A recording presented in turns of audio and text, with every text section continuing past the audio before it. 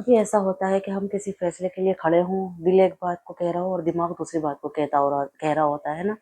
میرے ساتھ تو ایسا بہت ہوتا ہے کہ میں کسی چیز پر اٹک جاتی ہوں، میری سمجھ میں نہیں آتا کیا کروں۔ آپ کے ساتھ بھی ہوتا ہوگا، جب سامنے ہو دو چیزیں تو ایک فیصلہ دل نہیں کر پاتا، جیسے معاملہ رشتے کا ہو، نئی جاب کا ہو یا نئی بزنس کا ہو، یا کوئی ایسا فیصلہ جس کے غلط ہونے سے آپ کی پوری زندگی بدل سکتی ہو۔ تو آپ بار بار سوچتے ہو کہ یا اللہ ہماری سمجھ میں نہیں آ رہا کہ ہم کیا کریں، ہمارا دماغ ہمارا ساتھ ہی نہیں دے رہا، دل کچھ کہہ رہا ہے، دماغ کچھ کہہ رہا ہے۔ اگر آپ بھی اس الجھن سے گزر رہے ہیں نا تو آج کی ویڈیو آپ کے لیے ہے۔ آج ہم بات کریں گے صلاۃ الاستخارہ کی، اس کا اصل مقصد کیا ہے، اس کو پڑھنے کا صحیح طریقہ کیا ہے، اور کب پڑھنا چاہیے، اور کیا استخارہ کے بعد خواب آنا ضروری ہوتا ہے یا نہیں، ہمارا کیسے اس میں رہنمائی ہوتی ہے۔ آخر تک ضرور دیکھیے گا، کیونکہ اس کی جو ہم نے غلط فہمیاں پال رکھی ہیں آج وہ آپ کی دور ہونے والی ہیں۔ انشاءاللہ آپ کو اس ویڈیو سے آپ کے اچھی خاصی رہنمائی ہو جائے گی، تاکہ آپ آئندہ سے استخارہ کرتے ہوئے کبھی بھی ہچکچائیں نہیں، ٹھیک ہے نا۔ السلام علیکم ورحمۃ اللہ وبرکاتہ، میں ہوں حبیبہ اور آپ دیکھ رہے ہیں میرا چینل چیزنگ حبیبہ۔ اعوذ باللہ من الشیطان الرجیم، بسم اللہ الرحمن الرحیم۔ چلیے اللہ کا نام لے کر آج کا ویڈیو شروع کرتے ہیں۔ سب سے پہلے تو ایک بات سمجھ لیجئے کہ ہم انسان ہیں، ہمارا علم بہت محدود ہے، ہم صرف آج کو دیکھتے ہیں، لیکن اللہ تعالیٰ جو ہے ماضی، حال اور مستقبل سب کو دیکھتا ہے اور سب کو جانتا بھی ہے کہ آگے کیا ہونے والا ہے۔ اسی لیے اللہ تعالیٰ قرآن میں فرماتے ہیں کہ ہو سکتا ہے تم کسی چیز کو ناپسند کرو اور وہ تمہارے لیے بہتر ہو، اور ہو سکتا ہے تم کسی چیز کو پسند کرو اور وہ تمہارے لیے بری ہو۔ تو اللہ تعالیٰ جانتا ہے اور تم نہیں جانتے، تو اللہ تعالیٰ بہترین جاننے والا ہے۔ اب ہمیں کیا کرنا ہے، ہمیں اس آیت سے ہمیں یہ سمجھایا جا رہا ہے کہ ہمیں اللہ سے فیصلے اس کے سننے ہیں، استخارے سے ہمیں پتہ چلے گا۔ سوچے جب اللہ خود ہمیں بتا رہا ہے کہ ہماری سوچ ہر وقت درست نہیں ہوتی، تو پھر سب سے بہترین فیصلہ کس کا ہوگا؟ اللہ رب العالمین کا ہوگا نا سب سے بہترین فیصلہ۔ تو اسی لیے نبی کریم صلی اللہ علیہ وسلم نے صلاۃ الاستخارہ سکھائی۔ صلاۃ الاستخارہ صحابہ کو اللہ کے نبی بہت پابندی سے اور بہت سختی کے ساتھ سکھاتے تھے۔ صلاۃ الاستخارہ کی دعا ایسے یاد کراتے تھے جیسے قرآن کی اور صورتیں یاد کرائیں۔ لیکن رک جائیے، اگر آپ سمجھتے ہیں کہ استخارہ صرف شادی کے لیے ہوتا ہے تو ویڈیو کا اگلا حصہ آپ کو حیران کر دے گا۔ صلاۃ الاستخارہ کیا ہے؟ استخارہ کا مطلب آپ جانتے ہیں؟ استخارہ کا مطلب ہے اللہ تعالیٰ سے کسی کام میں بہتری طلب کرنا، یعنی اپنے کاموں کے لیے اللہ تعالیٰ سے مشورہ کرنا، یعنی یا اللہ اگر یہ کام ہمارے دین اور دنیا کے لیے بہتر ہے تو اسے ہمارے لیے آسان کر دے، اور اگر اس میں ہمارا کوئی نقصان ہے تو ہمیں اسے دور کر دے اور ہمارے لیے اس سے بہتر چیز مقدر فرما دے۔ تو استخارے کا مطلب یہ ہے، یہ اللہ پر توکل اور بھروسے کی سب سے خوبصورت مثال ہے کہ جب ہم استخارہ کرتے ہیں نا تو ہم اللہ کے اس بات پر توکل اور اس پر ہمارا بھروسہ ہوتا ہے کہ اللہ تعالیٰ جو ہے وہ ہمارے حق میں انشاءاللہ بہترین فیصلہ فرمائے گا۔ ایک حدیث پاک کا مفہوم ہے کہ جب حضرت جابر بن عبداللہ رضی اللہ عنہ فرماتے ہیں کہ نبی کریم صلی اللہ علیہ وسلم ہمیں ہر اہم کام کے لیے استخارے کی ترغیب کرتے تھے اور ہمیں اس طرح استخارہ کرنا سکھاتے تھے جیسے قرآن کی کوئی سورت سکھاتے ہیں۔ ابھی میں آپ سے یہی بات بتا رہی تھی کہ اس کی ایک حدیث پاک موجود ہے، اور یہ صحیح بخاری کی وہ ہے حدیث کہ اس بارے میں حدیث موجود ہے۔ اس حدیث سے ہمیں کیا پتہ چلتا ہے؟ اس حدیث سے ہمیں پتہ چلتا ہے کہ ہر اہم کام کے لیے استخارہ کرنا کتنی اہمیت رکھتا ہے۔ اللہ تعالیٰ سے مشورہ ہے استخارہ کرنا کہ ہم کوئی کام کریں تو ہمارے لیے اس میں کیا ہے اور ہمارے لیے اس میں خیر ہے یا نہیں ہے۔ استخارہ کب کرنا چاہیے؟ جب بھی کوئی جائز فیصلہ کرنا ہو، جیسے شادی کا فیصلہ کرنا ہے، نوکری پہ کہیں لگنا ہے، یا آپ کو نیا بزنس شروع کرنا ہے، یا گھر خریدنا ہے، یا سفر پر جا رہے ہیں۔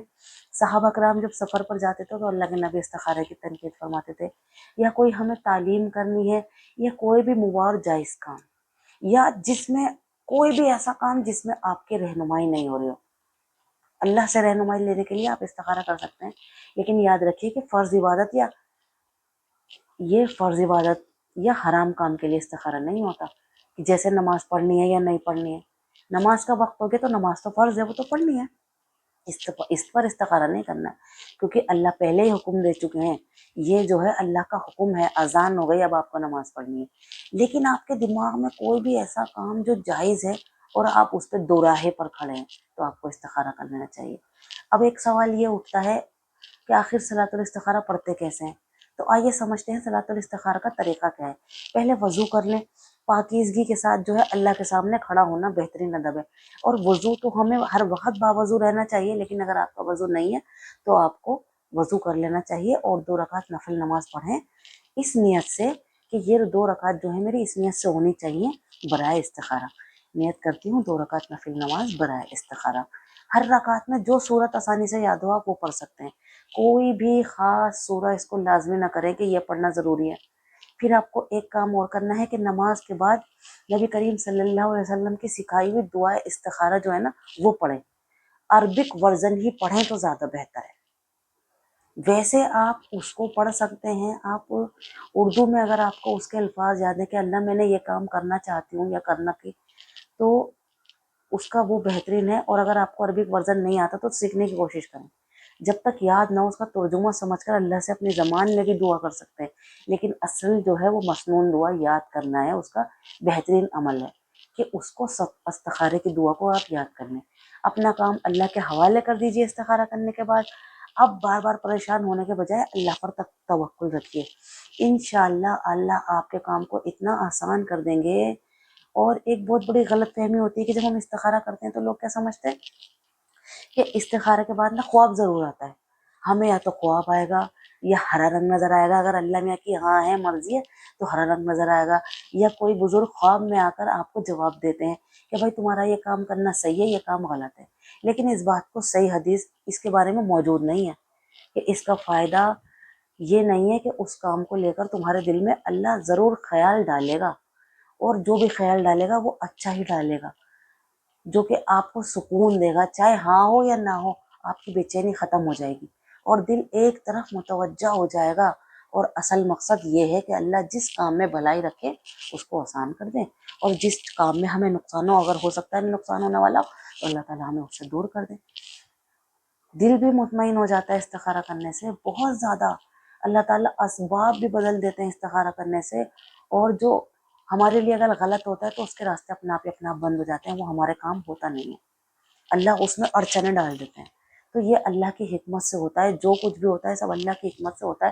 لیکن اگر استخارے کے بعد بھی الجھن رہے تو کیا کریں، آپ کا دل پریشان ہوتا رہے تو کیا کریں، یہ بہت ضروری بات ہے۔ اس بات کو آپ کو فیصلہ اگر آپ کے سمجھ میں نہ آئے نا تو آپ کیا کریں، آپ اللہ سے دعا کرتے رہیں اپنے دل سے، ایک بار میں اگر آپ کا کام نہ بنے تو دوسری بار کریں، تیسری بار کریں۔